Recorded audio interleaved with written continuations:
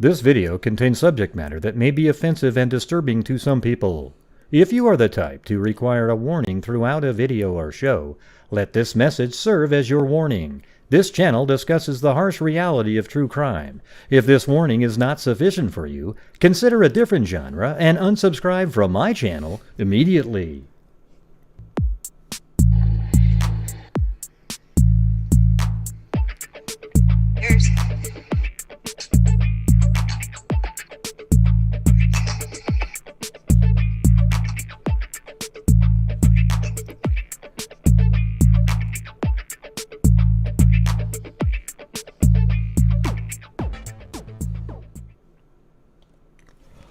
Hello, freaks. Hey, you guys can hear everything fine right now?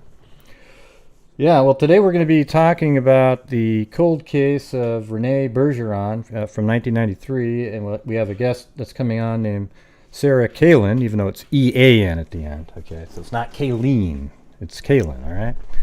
And she's with us right now. So here she is, and why don't you go introduce yourself? And she's a criminal behaviorist, but she can describe what she's done. And you've been in different shows on television and HLN. You're an expert, right? Something like that. I guess according to the 10,000 hour theory, I sure am. So yeah, my name's Sarah Cailean. I was a police officer and a detective in sex crimes for about 10 years.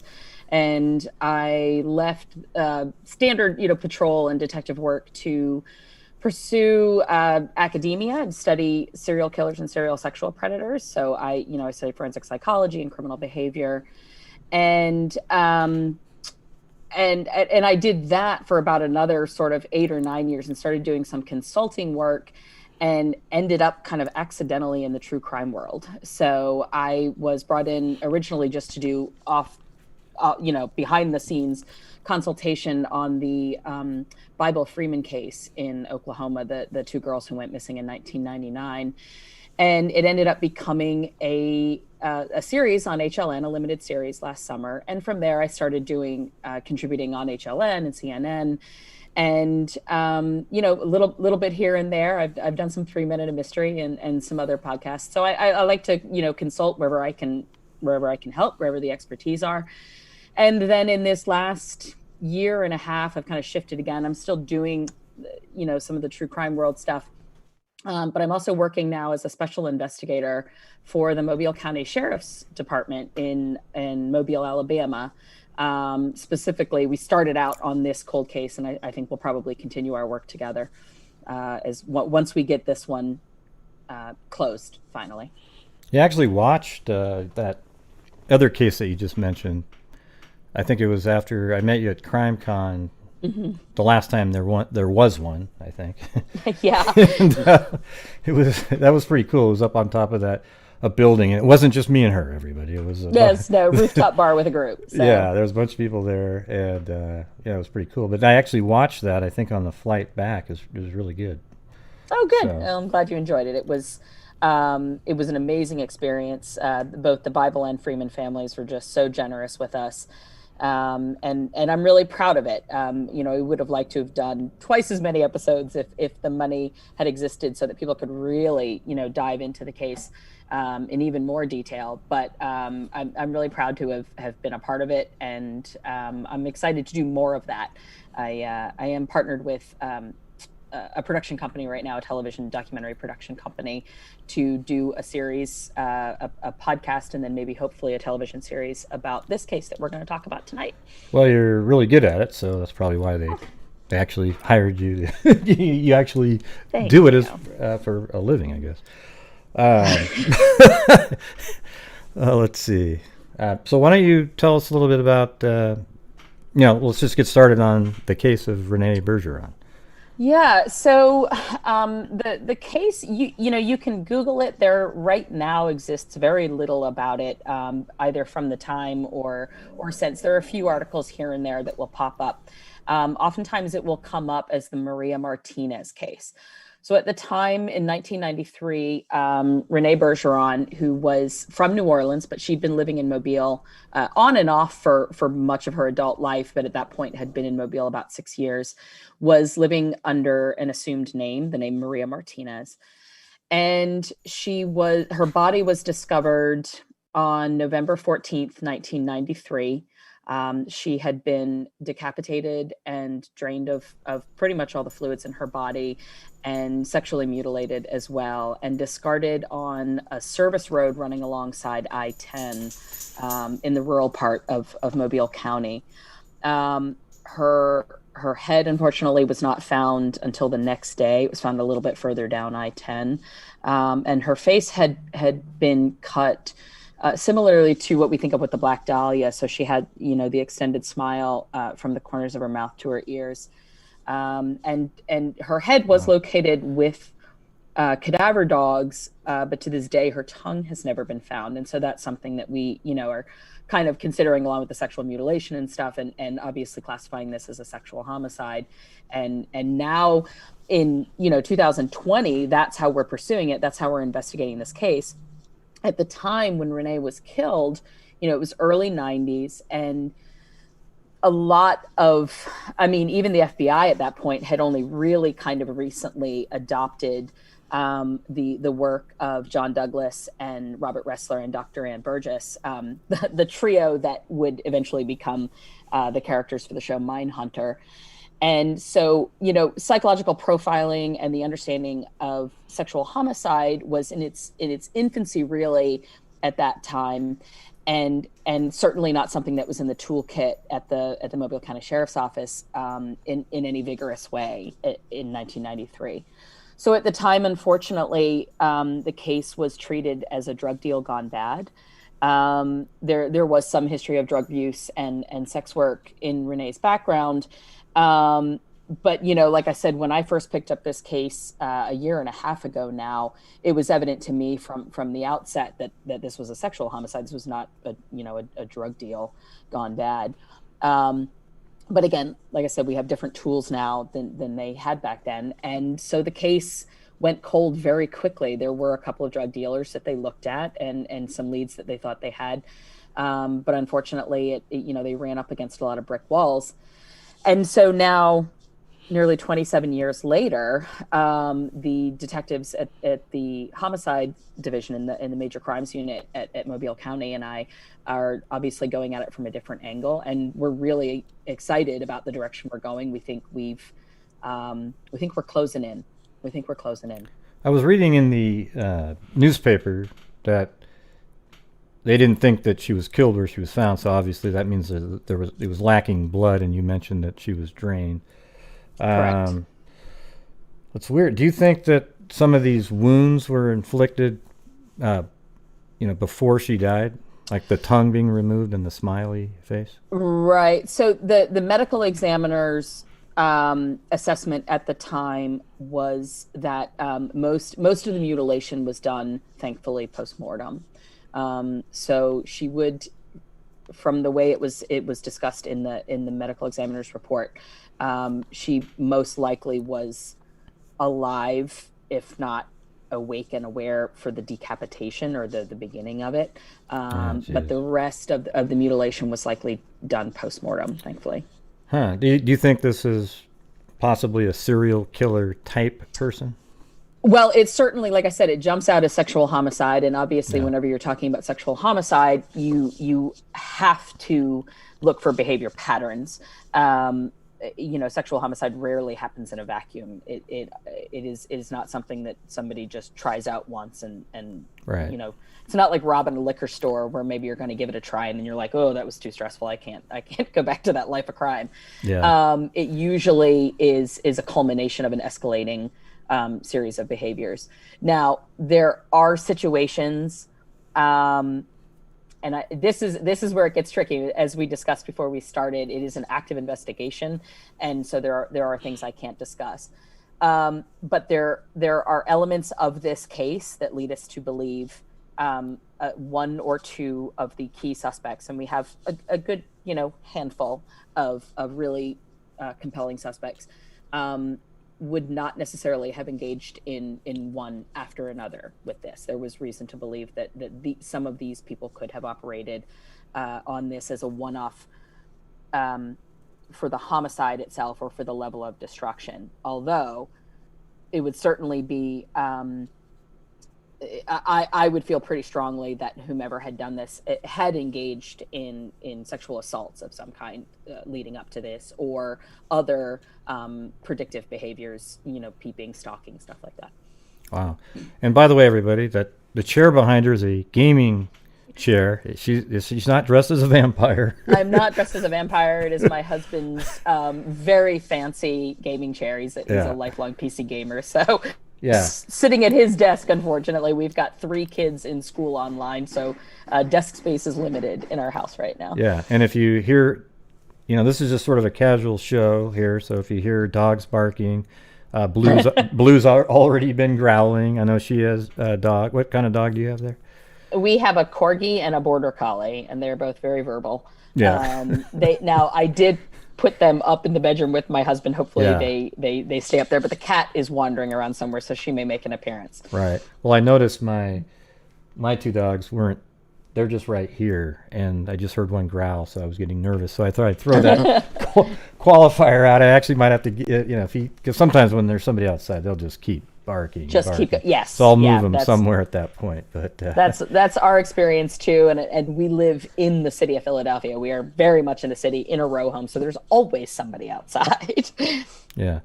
So let's try to map out. I'm going to switch over here. So here we are, everybody, in smaller form, but this is kind of just the general area that I put a pin. I don't know how close this is. So this is all right. I'm gonna flip over to my map. So this is I-10 Service Road, and then there's McDonald Road right there, and that's I-10 Service Road on the side. I might not even be anywhere near it, but I think you probably are. So there is, if you zoom in a little bit closer, or if you do it on regular maps, there is, come back the other way. Like the other way. Go down. Keep going. And we're going to round this corner. Okay. And then we're going to see almost to where your cursor is, that should be the Waffle House right there. Right there. Okay. Yeah. And so that's where the entrance of the service road is now. Now, it's my understanding that in 1993, the service road was in essentially the same place, but the entrance was slightly further west along, right? So yeah, you can see where it goes in. Okay, I'll stay right here. Go ahead. Okay. So essentially the way it's written in the thing, we don't have an address because at the time it was all red dirt road. And in fact, it's still mostly red dirt road, the I-10 service road. But we think it started a little bit further in, and then about a quarter mile from the entrance. So like right here, back out in this area somewhere, or no, you're in the right area. Like the road is in the same place essentially, but the entrance off of McDonald was maybe, do you see where this big patch of dirt is? Like if you move your cursor to the left on the thing, there's a big patch of dirt right there. No, just kind of a bald spot. There you go. Oh, okay, right here. Somewhere right in there was where it turned in off of McDonald Road is what I understand it. And so then about a quarter of a mile in from there. Around this corner, like yeah, somewhere in here. There's a big trucking company headquarters there now. And so somewhere in this bend is where we believe is the most accurate location for the remains. It also, like I said, the road is in the same place, looks very different. It was very, the fence line between I-10 and the service road at that time was much more overgrown. So somewhere here, maybe in that area? Yeah, some kind of along the bend is sort of where we think, somewhere in here. In here, okay. And it was found, she was found on the, on the I-10 side. Well, here's what's interesting. Look, here we go. This is 1997. This is going to look the same. This is how what you just described. See how now it's straight? Mm-hmm. And see, look at the difference here. Watch. Now it's a big long curve. Actually, hey Greg, when we're done, can you send me wherever you got this? Well, because I'd like to work off of this actually for something else going on with the location of the body. Yeah. Okay. So this makes a lot more sense. A quarter mile in from there was where from right the here. Remains were found. And you can see all the bushes in between I-10 and there. It was on the other side. So on the I-10 side. Okay, over here then. So would you go a quarter mile from the corner? We're just bouncing around. Okay. Go back. Put your cursor back just past that corner. Okay. Now go slowly west. Okay. Yeah, these bushes in here, or maybe the far end of those bushes in there, is probably where we're talking about. Oh, weird. Okay, so it's really close to. Oh, wait, that is weird because before it had a long curve. You can even see it. See the yellow there? That's actually what it looks like now. Right. Yeah. Okay, so in this area. Now, how about her head? Yeah. Where was that found? So the head, in between the service road and I-10, there is a fence as well. Her body was found on the service road side of the fence, but on the I-10 side of the service road. Her head was found, they believe, about 100 yards, or according to the written reports, like I said, about 100 yards further west and on the other side of the fence. So it was more almost as though it was I-10 berm, but not like down in the woods. Okay, so if that's where her body was found, I can actually measure in yards. Go about 100. Yeah. 100 yards. About 100 yards. Really not that far then. It's about like not that far, but it was found on the other side of the fence line. Right. So even though it was well hidden. It would have been impossible to find probably without a cadaver. So maybe like here, right? Yeah. Yep.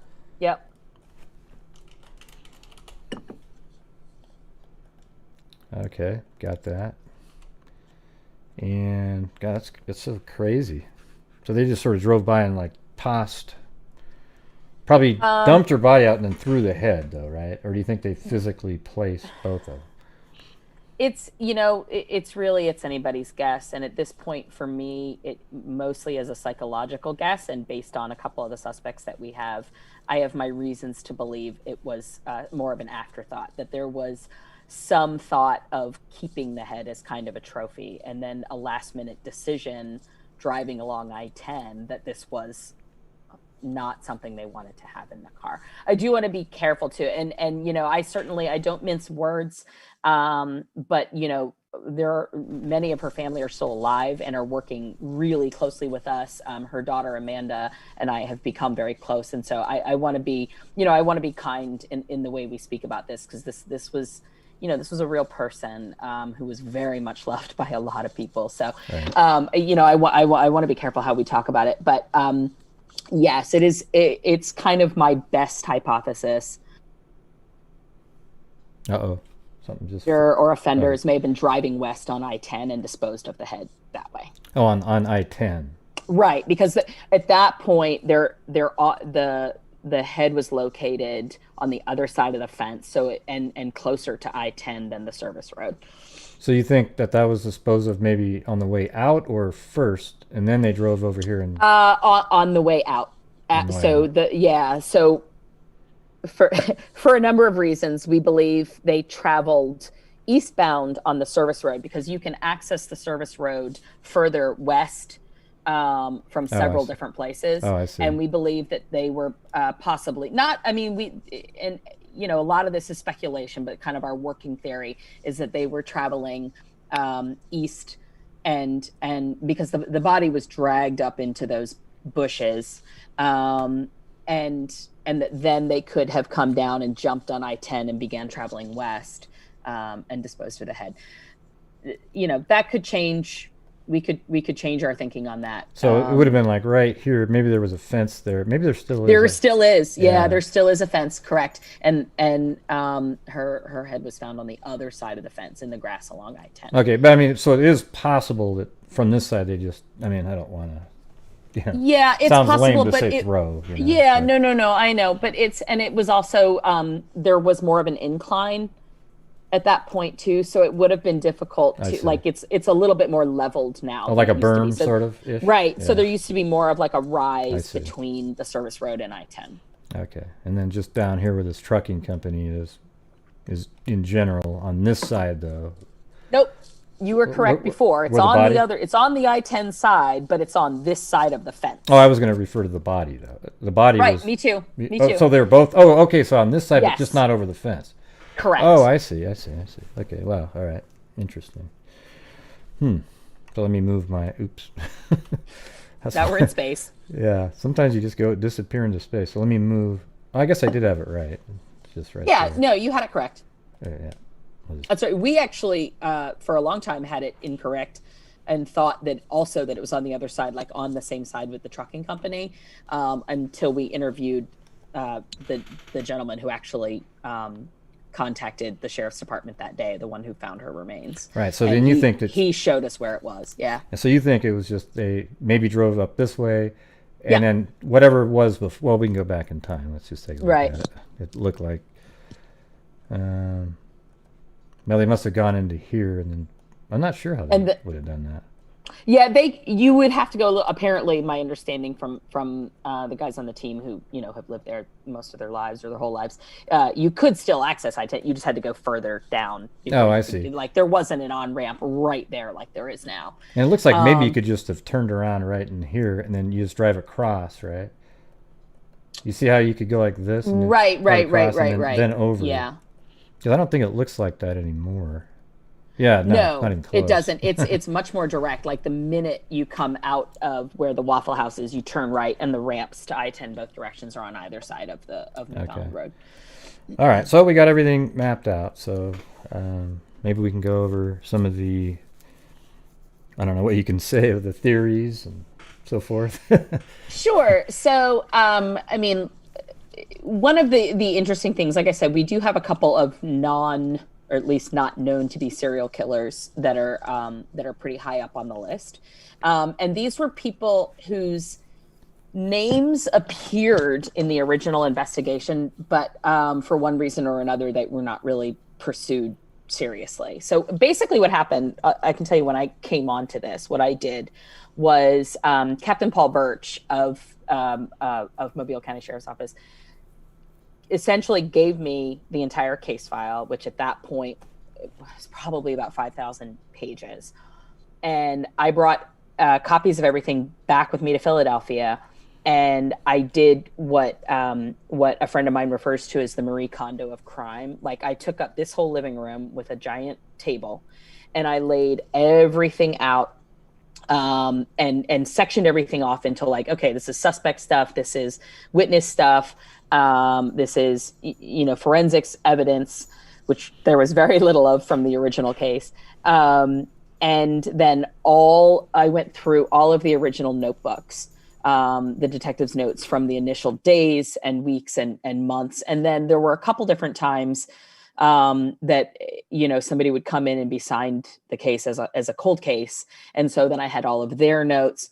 And I started cataloging everything. I set up a spreadsheet that color coded to match the different ways I had set out. Like nice. Blue was for reports, red was for suspects, and essentially read every single page of the original notes and entered everybody into a spreadsheet. All of their data, all of everything, so that, this overwhelming amount of information could at least be cross-referenced, and I could be like, God, I remember that guy's name, but I can't remember why. And so I could punch it in and say, oh, that's why they talked to him in 93, the week after, something like that. And there were some patterns that I started to notice in the original notebooks that maybe had escaped the investigators at the time, because it is very different when you're on the ground and you're just in something day by day by day than when you kind of have a bird's eye view.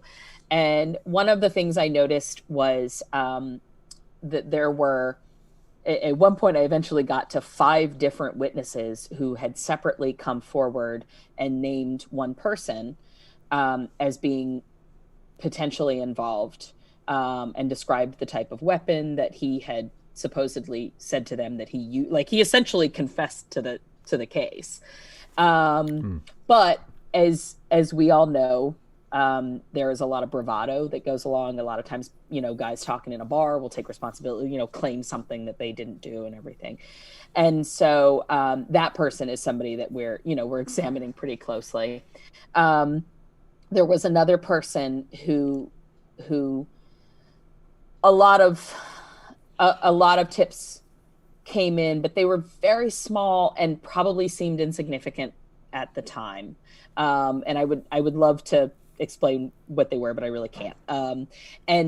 But we started, you know what I mean? This is what I mean. Like, so I have this spreadsheet and I'm able to start pulling these threads together and saying, okay, if you look at this now, that's really interesting. Like, it's much more compelling than just the individual little like dribs and drabs that were coming into them over the years.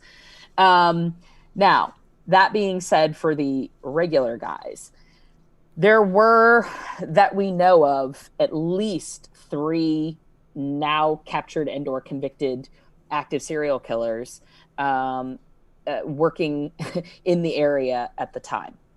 And so we would be foolish to discount them, particularly one, a guy who was one of 2 different people who got the nickname the Baton Rouge Killer or Baton Rouge Slasher. His name's Sean Gillis. And he was in Baton Rouge, Louisiana. It's only about 2 hours from Mobile, 2.5 hours, I guess. And he was the first case that he was ever. He was captured in 2004, but the first case that he acknowledged responsibility for was in 1994. And so he had this sort of 10-year operating span. In my estimation, the first case that they got him on, the 94 case, was in no way somebody's first homicide. Right. It was definitely a more practiced thing. And he tended to, not entirely, but he preyed a lot on sex workers. And he decapitated and dismembered and sexually mutilated, and he drained their bodies elsewhere before discarding the bodies someplace, including at least one who was discarded on the side of I-10. Yeah. So, yeah. Well, so he's interested. And Samuel Little was also working and killing in Mobile at the time. Who knows how many that guy, I mean, I bet it could be in the, he's kind of talked about like 90 something, but there could be way more. He's just yes, and in fact, now he has acknowledged to Mobile County investigators at least 2 women that he killed in the area at the time. He has said that there were not additionals, but he also, he did that thing last year or the year before where he did all those paintings or those like sketches of the victims that he claimed to have killed. And honestly, there is one that is frighteningly similar to Renee and to the way that her hair looked at the time and her eyes. And so he's another one that we can't simply discount without at least going through his timeline and seeing whether or not we can exclude him. Some of that stuff, like the MO is a little different, right? Like the MO is very different, yes. Yeah. And now I will say I've also been working on this case with Dr. who is the woman whose work Dr. Wendy Carr was based on in Mindhunter. I mean, this is the woman who developed the system that would become psychological profiling of serial killers. She knows her stuff. Great show. And yeah, great show. But even better, the real people and the real research that was done. Well, I bought those 2 books that you mentioned to me. Oh, good. Yeah. Yes. I got to check them out. my Old Testament and my New Testament, the books that those trio did in the 80s and early 90s. But Dr. Burgess has said that it's certainly, it's unlikely that somebody does a whole bunch of decapitation or doesn't do any and then has one just like wildly different case. Mm-hmm. It's not completely out of the question, and we still need to, at a minimum, exclude him as a suspect as we pursue the others that we feel more compelled by. How long was she there before she was found? Not very long. So the time of death was put at roughly 18 hours prior. So she was found at 4 p.m. on the Sunday afternoon, November 14th. And so it's most likely that she was, killed sometime Saturday. Now, there is some possibility of a little bit of inaccuracy in that time of death. It may have been a slightly shorter window. There was not a lot of decomp happening yet, and there was very little insect activity. And it had been sort of raining lightly all day. So, some of the insect activity obviously could have been, just washed off and everything. But, it really, we kind of, based on other sightings of her through the day on Saturday, as we're building her timeline, we suspect something happened to her Saturday night specifically. Yeah. Not positive, though. Part of the reason I wanted to do this, even though I keep having to say I can't discuss stuff, is, because you do have people from all over watching the show. If you're somebody who in the 90s lived in, the Mobile area, and particularly if you frequented some of the same, like there were some discos and honky tonk kind of bars and stuff, that she was, known to hang out and visit with friends at and stuff. We're dying to hear from anybody who thinks they might have ever known her or could place themselves at some of those locations on the Saturday night. Yeah, so go out and share the video.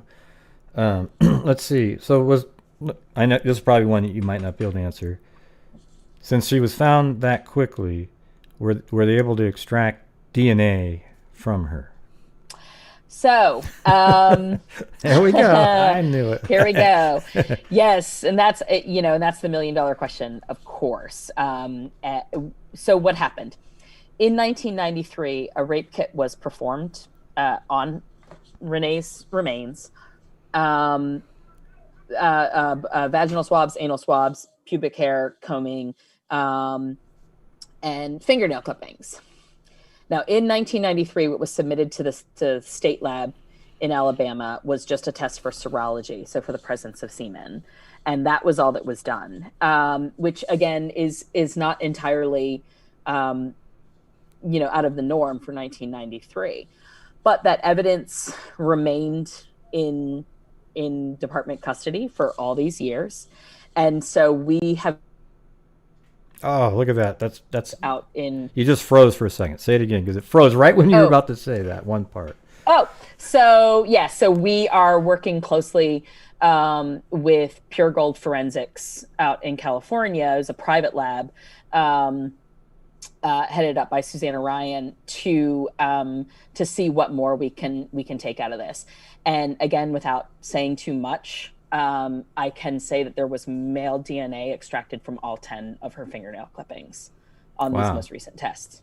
But was she sexually assaulted where there was... I mean, did you find semen? I didn't okay, so, no, there was no semen found in the serology test then or now. But there was extensive both bruising and then separate sexual mutilation inside of her. So she had been sexually assaulted, possibly with an object. Yeah, wow, that's crazy. And one of our compelling suspects, the one who made a lot of claims to people, some of what he claimed matches with that, with specific items that he claimed to have sexually assaulted somebody with. He never specifically said it was this woman, but immediately after her death, he started telling people. And that would be the thing that a lot of times we don't ever get to hear because only the killer would know, right? Exactly. Yeah. And at that time, it was absolutely not released to the public. And so that's part of the reason that there are some other factors that make us think he probably could be excluded, actually. But based on that, we have to continue pressing ahead. And we've been having some difficulty locating him. He's not in the area anymore. We have tracked him down, and we're working with the sheriff's department where he lives now to work on at least having a chat with him. Yeah. So all 10 fingernails, so that means she really fought to survive. Yeah, there was, she also had endured quite a fight at the time. There was significant contusions to her skull, bruising. There was a bite mark in one place. It was it was a serious fight. Will you guys be doing what's the name of that lab? Are they sort of like Parabon in a way where they can do the no, so we would send the results to somebody else if we wanted to do the forensic genealogy. We're not at the stage yet where we're making that decision. So right now we're just trying to see what we can get from the direct DNA and then compare potential suspects to what was found in the fingernails. That makes sense. Can you do clandestine, grabbing of their cups and straws at this point and compare the DNA if you want to? Well, if you wanted to. We can, and we may or may not already have. Okay. So. All right. So that would just be direct compare. You don't need to do genealogy yet if you're just comparing known suspects. And then if that runs, it's a much easier path to just compare a suspect and see if we can get a match. Right. Yeah, because right now, given the restrictions that GEDmatch put on it, removing all those people and it's starting to build up again. Yeah. You might not even get maybe fifth cousins or something if that family isn't one that's into the genealogy stuff. Right. And another problem, and honestly, the person to talk to about this would be Rock Harmon, who was, I believe, a district attorney or an ADA out in California for years, but became sort of an expert in DNA use in court trials. And he has spoken a lot recently about the problems with the CODIS system. So what he calls the CODIS gap, where people who should legally be in CODIS are not. And so that makes it difficult for cases like this, where if we get a DNA profile, that uploading it into CODIS doesn't even necessarily guarantee us an answer. Yeah. I have an idea that I've tried to float out there would be to every single person in prison, instead of just doing CODIS, they also have to upload to GEDmatch, and then law enforcement has access immediately to that ever increasing. I mean, you'd be able to put in 500,000 people in there, or whatever, how many people are in jail or prison, and prison people that are in prison, there's a little bit of genetics involved with criminals, right? Like sometimes family members. I mean, it's not totally, but there are something. Yeah, that's a whole nother episode. Yeah. I mean, that's nature versus nurture, and I'm, to me, particularly studying serial predators, which is what I focus on, and my other kind of main area of expertise is domestic violence and the sort of the escalatory cycle of domestic violence. When people ask me, is it nature or nurture, my answer is just yes. And so, of course, there is something to be said for that. But we also have to be careful that we don't become Minority Report, and I do think, just in a personal judgment, I think that the call by GEDmatch initially to suddenly back everything out and then require people to opt in was not the right one. But I would be wary about, pulling everybody in jail, and saying, well, you're going to give us your whole familial history. Well, they're already, a lot of the felons, they'll give up their, they go into CODIS, right? So wouldn't it just be that we put it in there, and I don't know. Yeah, no. I'm not saying I completely disagree. I'm just saying I think we would have to explore, and perhaps let the academics, which I know not everybody agrees with, but I have played both sides of that fence. I have worked as an investigator and as a police officer, and I've worked as an academic and a researcher. And, I believe that there are a lot of gray areas. And I think that, we have to stop looking at everything as so black and white. Not everything is a bumper sticker answer. You know what I mean? So, yeah, not everything. Yeah. Let's see. Well, how did you find out about this case? Well, so when I was working on the Oklahoma case, for anybody who saw Hell in the Heartland, or who is familiar with the Laura Bible and Ashley Freeman case, when the girls went missing in 1999, there were, similarly in that case, there were very few suspects at the time, and it was considered a cold case pretty quickly. And in 2004, a man named Jeremy Jones was arrested for murder in Mobile County, Alabama. And Jeremy Jones had lived in Oklahoma almost his entire life. He had a couple of years earlier fled Oklahoma due to some warrants out of a probation violation on a violent rape. He had a serious history of sexual assault, domestic violence, and also some other possible homicides related to meth charges and stuff. And so Jones had fled Oklahoma and was kind of working his way on a crime spree through the Deep South. And he committed some homicides in Georgia. And then he murdered this woman in Mobile County. And he was captured there by the sheriff's department and by then Detective Paul Birch, who's now the captain. And so when we were researching the Oklahoma case, sorry, I didn't even get to the punchline. Jones then confessed to Detective Birch that he had committed the crime in Oklahoma where the girls went missing. They were unable to verify his story based on where he had said the bodies had possibly been disposed of. And depending on who you speak to is whether or not he should still be considered a viable suspect or having any information about that case.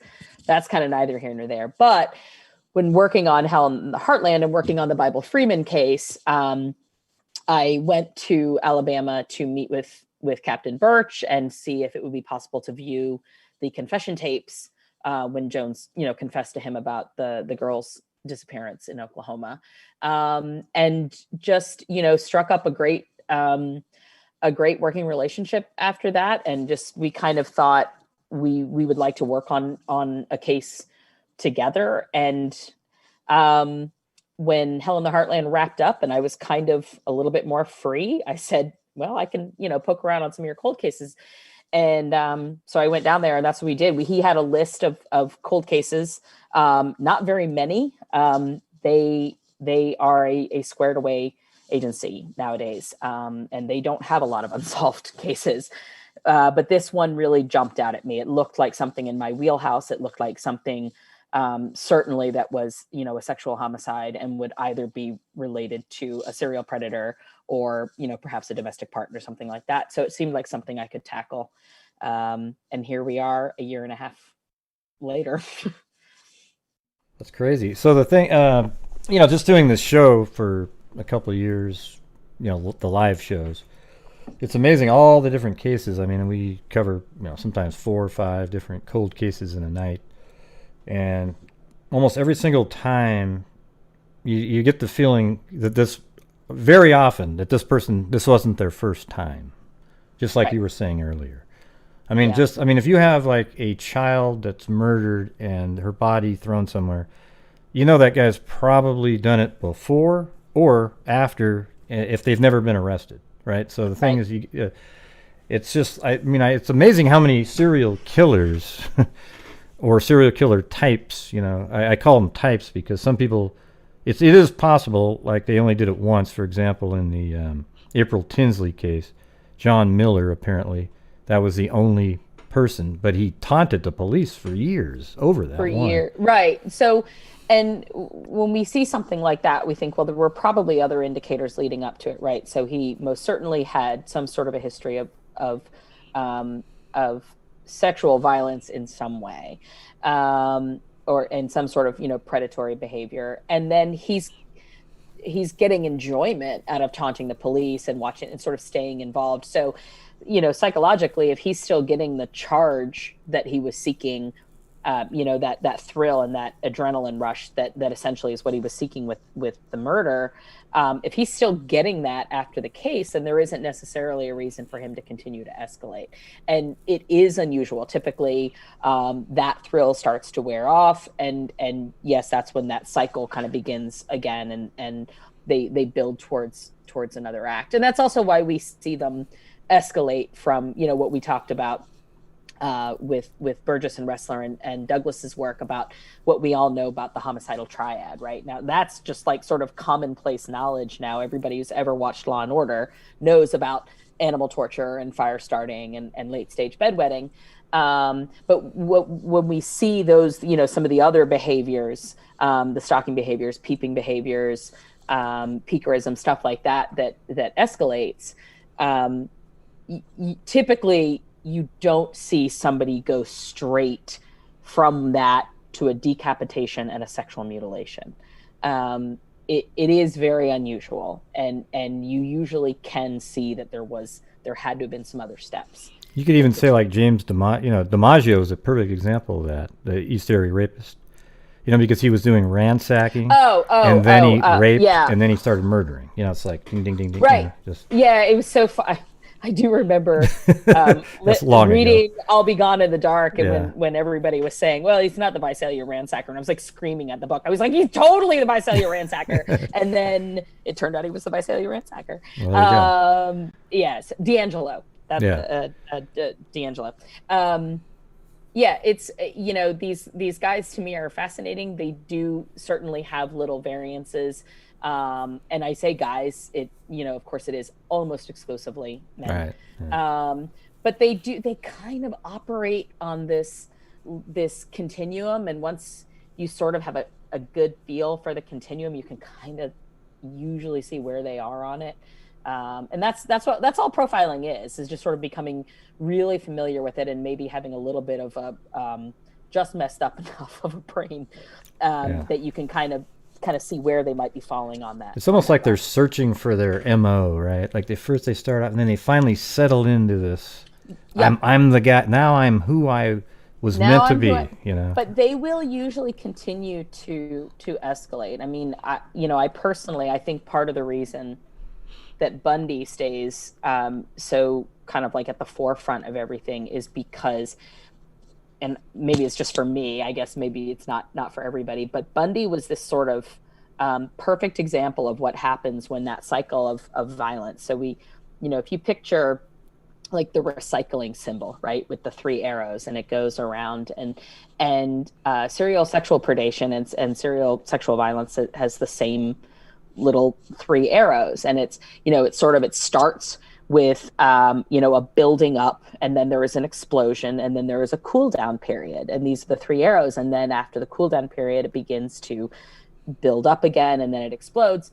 And for some, those cycles can be years long, years in between the cycle. For some it's not, but whatever it is, if left unchecked, if not captured or not dead somehow,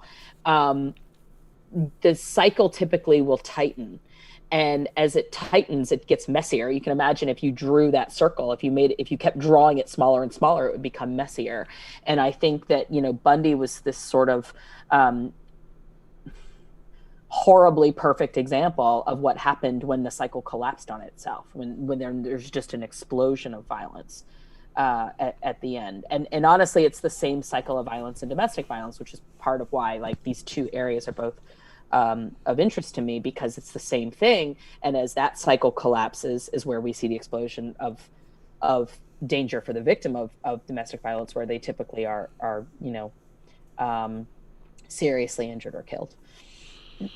Yeah. Well, let's see. On this channel, we've covered a lot of cases where there's sex workers, and there's I appreciate you. I remember updating. Then in the we covered Lumberton. I don't know if you ever heard of that case. There's three women in Lumberton, all killed on let me just zip over there. I'll show you this little thing. It's crazy. I feel like I know the word Lumberton, but I can't place the case. And I think this will lead into sort of your other. So let's see. Let me get over there. I'll switch screens. I mean, that was really interesting. We could do a whole show on that whole cycle that you were just talking about. That was fascinating. Let's see. Let me get over here. And yeah, it's right. Let me get the map to a recent time. Yeah, so this is like 2017. Right in this area right here, it's in Lumberton, North Carolina. They found Christina Bennett. There was a smell coming. Oh, I do know this one. This is the one they were found. One was found in the trash can, right? Yeah, and then that's where yeah. Rhonda Jones and then Megan Oxendine gave an interview right where this pin is. and then she was killed. Yeah, and then she was killed, and she was found right down here. And Yeah. then another person named Cynthia Jacobs, who was the last person to see Megan Oxendine, she just disappeared. Nobody's found her. And that was just right after June 3rd, and then June 4th she was seen. I mean, isn't that crazy? Right. So during right. this case, you know, that's when because there was another person that went missing right over, let's see, it's right up here, right? Abby Patterson, okay? And that's why the case became interesting, because this was a girl that wasn't a sex worker. She was, you know, somebody that was in town. Maybe she had done drugs before, that kind of thing. But they made it a big story, and then, but I got more interested in these three, because it's like, man, that seems like either, you know, a serial killer right in the area, or they were all killed to keep somebody quiet over something. We don't really know, but maybe that could, now you can explain one of the issues that you wanted to discuss regarding Bergeron's case. Yeah, well, I think one of the things, you know, it's interesting, as you point out, that that the one that everybody focused on was Abby's, and sort of tended to ignore the other 3 or 4 women. And I don't think it's something that people do necessarily deliberately, but I do think it is something that society has taught us. And by us, I mean all of us, consumers of true crime, detectives, everybody, that there's a term in academia and in books about serial killers and stuff called the less dead. Peter Vronsky was the first person I heard use it, but I believe Peter actually credited somebody else. And it's a tongue in cheek, but it's not meant in a crappy way. And what it is just that there's this sort of victim ranking that happens, and the further down on the ladder of what society deems as important, the less attention a case will get. And unfortunately, when it doesn't get enough attention, it doesn't get enough resources. And when it doesn't get enough resources, it doesn't get solved. And so, you know, whether you are sympathetic to the fact that all of these people, including sex workers, are human beings with people who love them, and they shouldn't even necessarily be defined by the people who love them. They are human beings of their own accord. And, you know, Renee's case, as we talk about it more in social media terms, I want to talk about the fact that this woman was incredibly funny and stunningly beautiful, and just the sassiest Cajun girl you ever would have had the pleasure to know. Like, I feel like I miss this woman after spending the last year and a half, you know, with her family and investigating her life.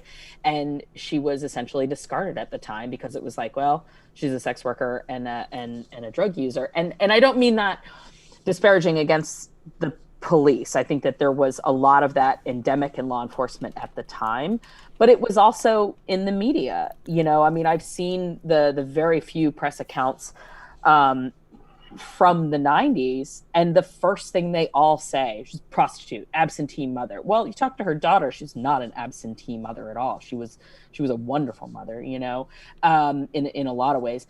And so just the way we do this, the cue we give to everybody around is, it doesn't really matter. So when you go out and you're asking the public for help solving a case, you know, as an agency, if you say, hey, we need to know, did anybody see this woman? Did, you know, were you at the old mill? Which, by the way, if you have ever lived in Mobile, Alabama, and you know people who have been to the old mill, that's the kind of information we need right now. You know, if you've signaled to the public that she doesn't really count as a victim, then they take that cue and they aren't interested, and they aren't compelled to come forward because they feel like it's not as important. And that's one of the things that we, you know, as we, you know, I'm investigating the case, but also in this more in the media aspect, in terms of a podcast and perhaps a series, we want to explore what happens with victim ranking. And ultimately, it affects everybody.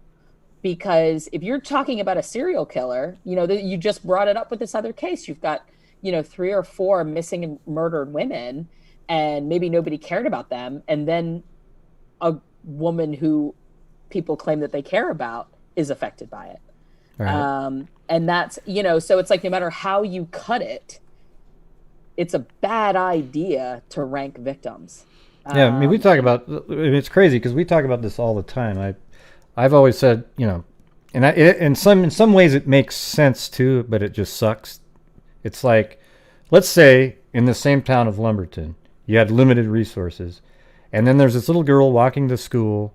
She's abducted, and they find her body. They're gonna probably go put everybody on that one, even if all four of these are at the same time, because these three women, they would believe, put themselves in a dangerous situation, and that was a totally innocent kid walking to school. So they triage it like that, right? They do triage it, and quite frankly, when it comes to homicide, there shouldn't. I get that there has to be, because resources are a reality, but the fact is, most agencies, even smaller agencies with fewer resources, have access to county, state, or even federal law enforcement if they just raise their hand and ask for help. Right, like this is a perfect FBI one, the Lumberton one. I mean, yours, but the Lumberton, those three women right there on the street, you think the FBI would be right on top of that in 2 seconds, Well, but the FBI can't come in unless somebody asks right, for help. And I don't know anybody in Lumberton law enforcement, and I don't want to say what, I don't want to speculate on what anybody's actions or motives may have been, but I would say that I would venture to guess that somewhere at the state level, at a minimum in North Carolina, there's somebody capable of conducting that investigation thoroughly and with all the right tools and all the right forensic equipment, and it serves the whole public better. And the simple fact is too, even if none of your victims are a little kid who goes missing, or a mother, I mean, like every story in the press is, mother of three, this or that. It's always, we elevate the victims who are mothers to sainthood, which I think that they deserve, but these other women deserve that too, and once you have said that these other ones don't matter, you're completely leaving the door open for everybody else to become victims. A serial killer, a lot of times they prey on underserved communities or on sex workers, and that doesn't mean that they're necessarily going to stop there. I mean, they do it because they know the resources aren't necessarily going to go into finding them, but that doesn't mean they're going to stop there. And it also just tells your community, not to be as open with you. I think we serve the community better when we treat everybody with dignity and respect. It seems like a really hokey thing to say, but it's 100% true. And it's the way, part of the reason I'm so proud to work with Mobile County right now is that's absolutely how they, they carry themselves as an agency. It's an ethos in the department, and it's certainly an ethos in the Major Crimes Division. Yeah, and another thing too that I think it's pretty obvious, everybody notices, is that sex workers are basically the number one choice of serial killers. I mean, It's literally like they just know, and that's another thing too about victim ranking that you're talking about. They know that if they can do all the things they wanted to do, and nobody's going to be putting a lot of effort into finding out who the killer is, right? So or certainly not as much. And not as much, right? Yeah. When Lacey Peterson or Shannon Watts, and again, I'm not saying that those cases shouldn't get all the attention and all the resources that they do, but we have to find a way to demonstrate to everybody that we should be caring about all of these victims. There are a lot of marginalized communities. There are trans women who are being murdered left and right, and nobody's talking about it. And it's not, I mean, it's not true. A lot of people are beginning to talk about it, but it hasn't gotten the same level of attention that you would find with a missing mom. Yeah. Now, this is something I brought up the other night, so I don't know how to word it where it sounds. Yeah, it's one of these. Okay, so I'm going to try to do it, okay? Do you think, is there anything to a reality that perhaps in general law enforcement doesn't mind having sex workers out there to keep the serial killers from killing actual, you know what I mean? Like, I mean, it sounds kind of weird, but sometimes you sort of wonder, right? Like from killing the innocent people. And I've been in law enforcement in one capacity or another for 22 years. And I am the first one to say that there are a lot of flaws with the modern criminal justice That's not one of system. them. Okay. Yeah, and I am a believer that there's a lot of work to be done and a lot of restructuring that needs to happen. I have never,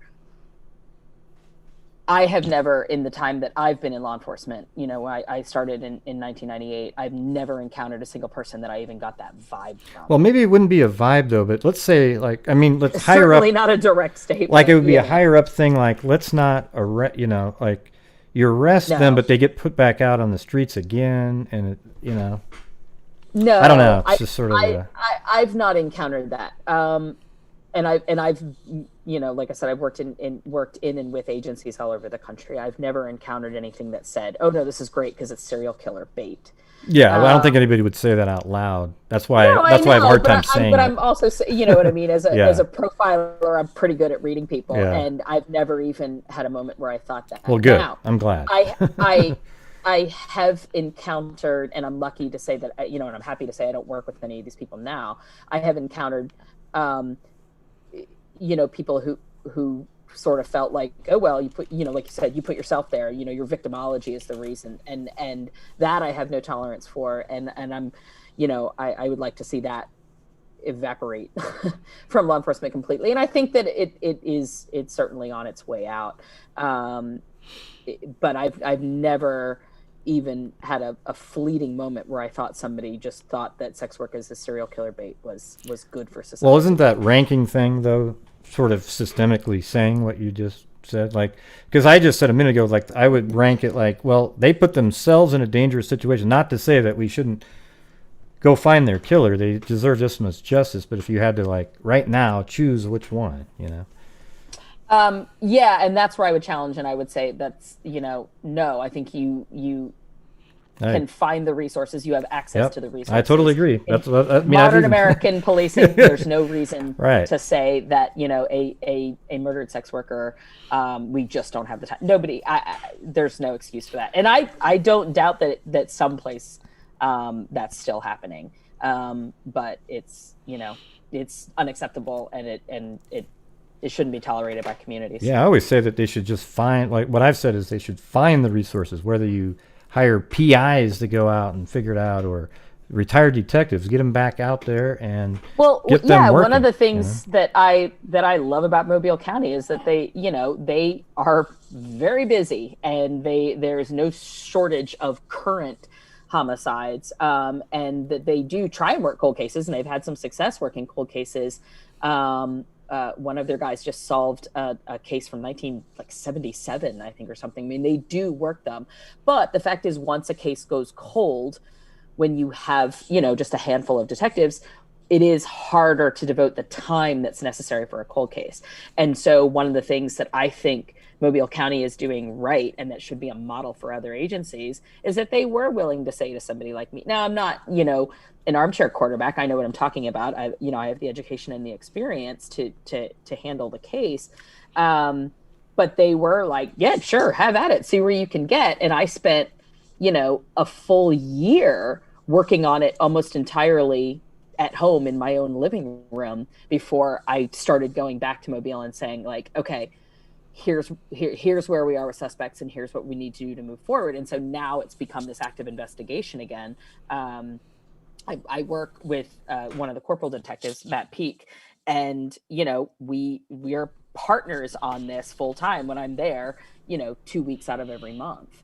So it's getting all the time and resources now. But the year that I put into it before that, they did not have the time to do that. I mean, it's terrible to say. It would be great if everybody had some,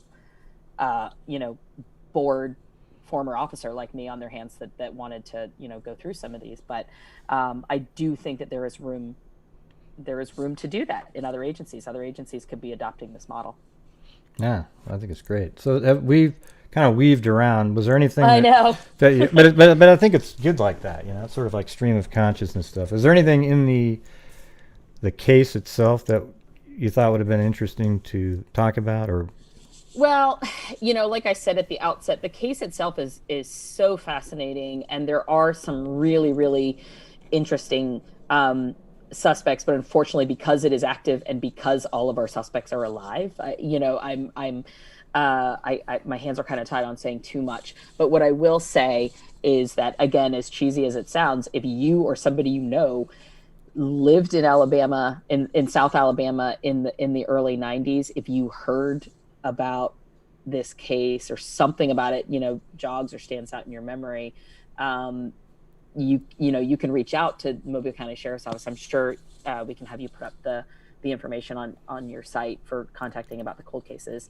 Because no matter how small something seems, if you remember something about this case or even remember that it happened, reach out. You might be surprised what we find compelling or interesting that you've got.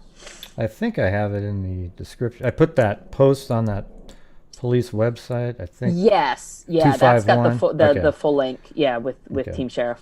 Okay, got it. It's in there.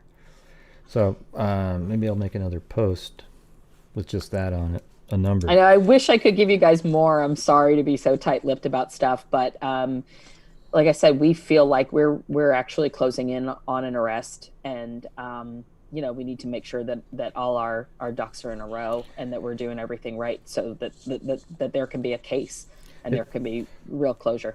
One thing, it sounded like she really loved her daughter, and maybe that's why she even had the double life, so she could provide, extra money to do different things. I don't know, but she seemed like she was really good with her daughter, and her daughter had no idea, right? But her daughter was 10 at the time that Renee was murdered. They were very close. Her daughter had lived from the time she was a toddler with Renee's parents, and Renee at that time, Renee had gotten married as a teenage mother, as is happened a lot in the 60s, 70s, and 80s, and unfortunately, her husband had brain cancer and passed away while Amanda was still just a baby. And here was this woman who was a teenage widowed single mother and really struggling. And so she gave Amanda to her parents to care for, so that she could kind of get on her feet. And she spent some time bouncing around and kind of trying to figure out what she was going to do with her life. She had a cosmetology license. She wanted to be a hairdresser. And in fact, had made arrangements and made plans and was in the process of renting an apartment back in New Orleans. Had she survived another week, Renee would have been moving back to New Orleans because she wanted to be back closer to Amanda. She had saved a lot of money and, kind of wanted to start her life over there properly, back as Renee again. She was getting rid of the Maria Martinez life and just wanted to be full-time with Amanda. And unfortunately somebody took her away from Amanda before she got to have that sort of full-time reunion. Well, we'll have a big party when this one's solved. It'd be cool to have her get justice, Yeah. Now, listen, on this channel, so far this year, we've donated $13,500 to charity, and I was wondering if there's one sort of associated with this case. I mean, our donation night is on the 31st. I know we talked about it. I don't know if you had time to research it, but we did talk about it, and I have not dug in enough that I want to, give something. And in fact, if anybody has, some recommendations you wanna throw my way, well, you can go, suggestions. But message me on Facebook.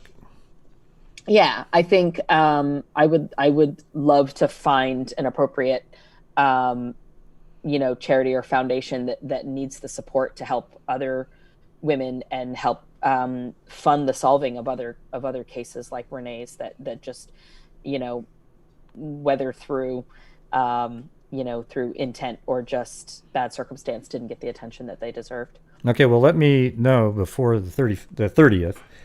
Because, I promise. We'll probably do like 28th. Okay. Maybe I will get it to you within 24 hours. I was thinking maybe doing we could do like $500 or $700 something dollars. I would appreciate that, and it would be great to be able to say we did something like that in Renee's name.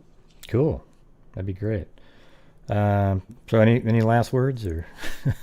I don't want to keep you here all day. I don't think so. I know that I get a little in the weeds and I talk too much. I've been told that my entire life. So I appreciate everybody for kind of hanging out and hearing about this case. And I hope you'll follow us. You can follow me on Twitter. That's the place where I put the most information about the case when I can put out about the case. And we'll certainly make, mark significant developments as they happen. I put your link in also in the description to Twitter and that police department.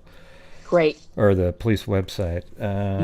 So, yeah, but you know what? We should get... Actually, you weren't all over the place at all. I think the way it flowed was great. I mean, some of that stuff that you were saying, people you could just see in the comments was absolutely, fascinating stuff because we don't really get to hear, the experts actually saying stuff. And some of the stuff confirms a lot of stuff that you just kind of come up with as a human covering these cases over and over and over again.